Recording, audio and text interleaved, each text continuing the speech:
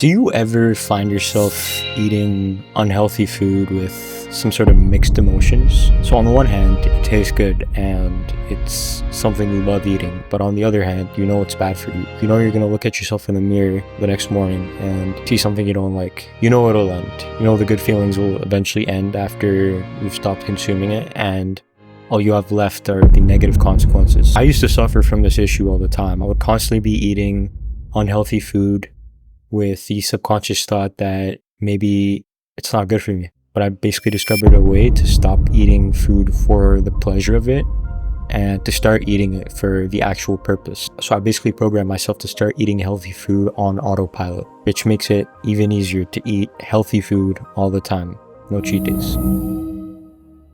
Let's talk about our biggest enemy, the kitchen drawer. Now, you may notice that whenever you crave something, you always go to a particular spot, whether that's the pantry, the drawer, a cabinet, just this particular spot in your house that you always go when you're craving junk food. You do this because you have a place in your house with these certain food items that you're addicted to. It's natural for you to do this. This isn't the problem.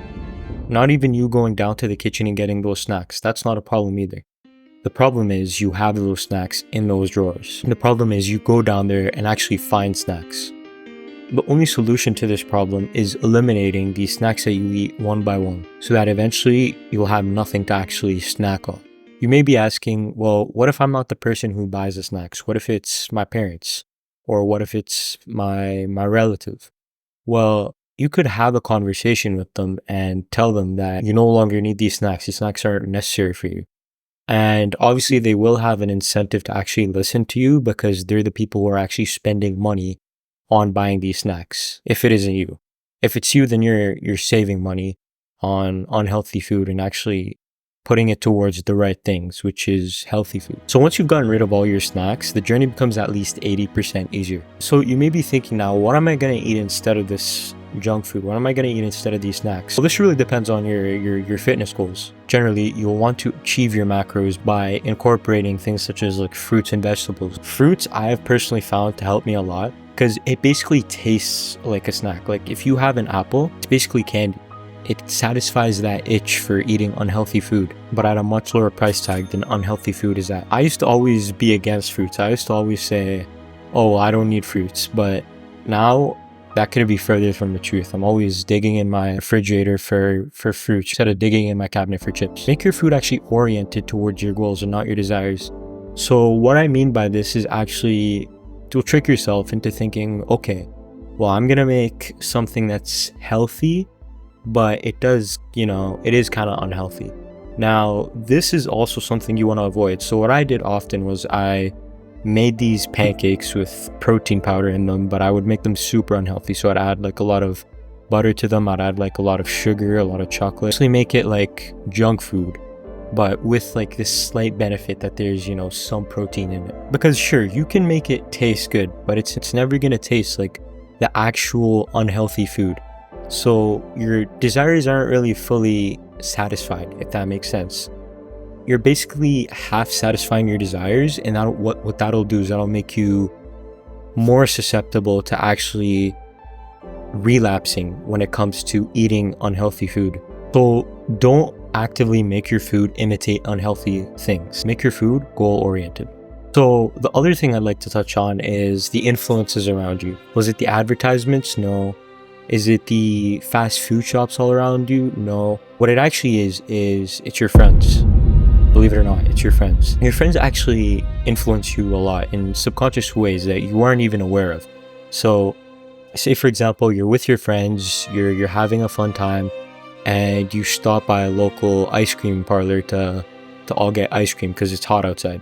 Do you think this would happen if you had friends that were into the gym and were tracking their macros and were actively eating for purpose? No, it wouldn't happen because the friends that you were with at that time didn't have any sort of goals. They didn't have any sort of purpose.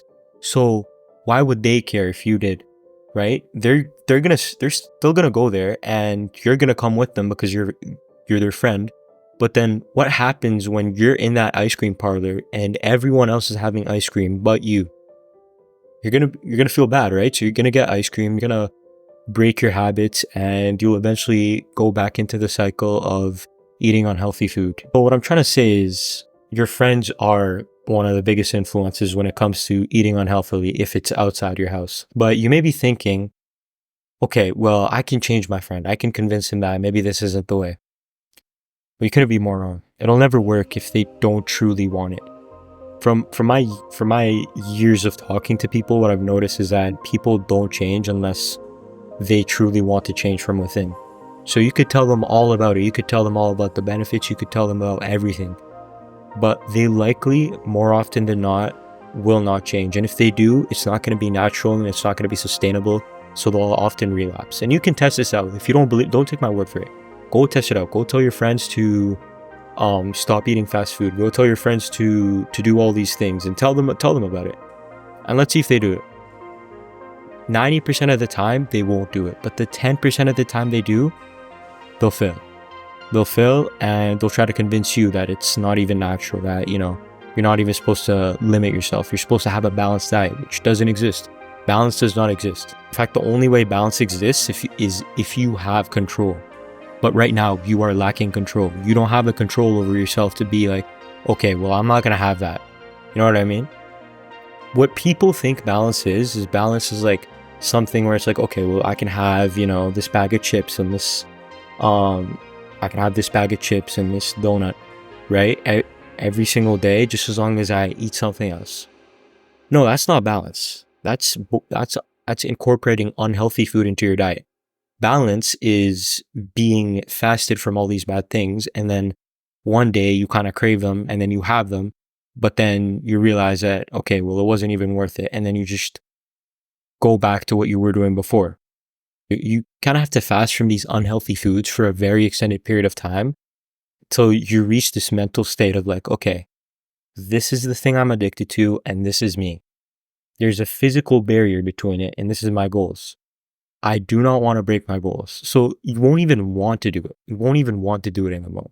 And that's how you know that, you've actually overcame this addiction. Now, obviously, if you've only been on it for like a day or a week or something, then you haven't. But I'm just saying. So you don't want to change your friends. Changing your friends will not work. So what do you do then?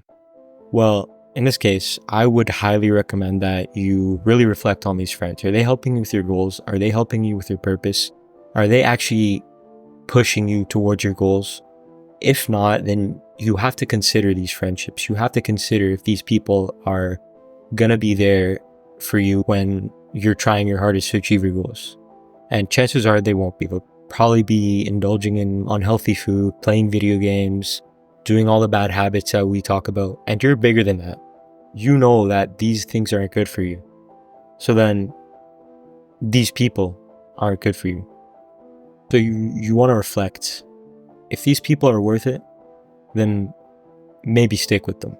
But if not, then find yourself some new friends. Find yourself some friends who actually are at where you want to be. Say you were kind of chubby, but then you also wanted to be like, the super jacked guy. Well, you want to find jacked friends because more likely than not, they know what it takes to get jacked and they'll try their best to help you. They probably won't be going to that ice cream parlor with you either. So then say you don't have any snacks at home, say you don't have the wrong influences, say you're just on your own and you're walking by a convenience store or you're walking by some place with these snacks or junk food or something like that, and you start having these cravings. Well, what do you do? Now, unfortunately, I find myself in this situation a lot of times, and what really helps me is to ask myself, will this help me with my goal? Is this actually good for me? Is this going to help me build discipline? Is this going to help me build willpower if I actually go there and indulge in whatever I wanted to indulge in? And 99.9% of the time, the answer is no. It never is. It's never yes. It's always no. So then once you actually tell yourself to think like this, you're being mindful. So you're actively questioning yourself. Why is it that you want this thing? And if you've gone this deep into thinking about all the negative, all the downsides, then you'll probably be turned off. You probably won't even want it anymore because you've basically thought about all the negative consequences that can arise from having that. So chances are you probably won't. If you think like this, you're avoiding a lot, and I mean a lot, of the intrusive thoughts that tell you to do bad things. So this isn't just for eating unhealthily. This is for a lot of things. If you can think about, okay, well, is this good for me? Why am I doing it? Am I willing to compromise my goals for it? If you can think like that, then you're far ahead of your peers, and you'll be able to build this mental toughness of not succumbing to any desire that you have. So if you found this video helpful and you wanted to help out other people like you can do that by liking this video and commenting. So this will just tell the algorithm that, okay, people like you like watching these videos. So you'll basically help out someone who's just like you by engaging with this video. Other than that, take care.